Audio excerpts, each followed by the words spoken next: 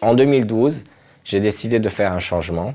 J'ai divorcé ma femme, j'ai divorcé les associés, j'ai vendu toutes mes parts dans toutes les sociétés. Et donc en 2012, je me suis dit, je vends tout à Beyrouth et je commence à vivre entre Bordeaux et le Cap-Ferry. Et c'est là où j'ai rencontré une fille à Bordeaux.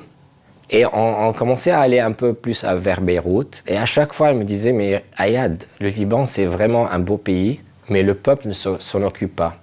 Et ça, moi, tout ça, je le savais. Donc, elle a commencé à voir ce que je voyais. Et je me suis dit, je dois faire quelque chose pour le Liban.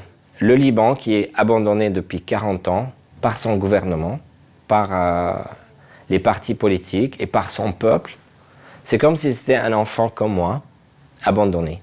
Avec tout cet argent, ce patrimoine que j'ai créé entre Bordeaux, Cap-Ferret, Beyrouth, j'avais des appartements partout, mais je sentais que j'étais vraiment malheureux.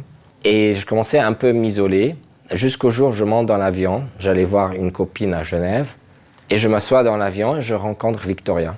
Et quand on a commencé à discuter, elle me disait qu'elle était dans l'art, dans le street art, et c'est là le déclic, je me suis dit, waouh, c'est ça le changement qu'il me fallait.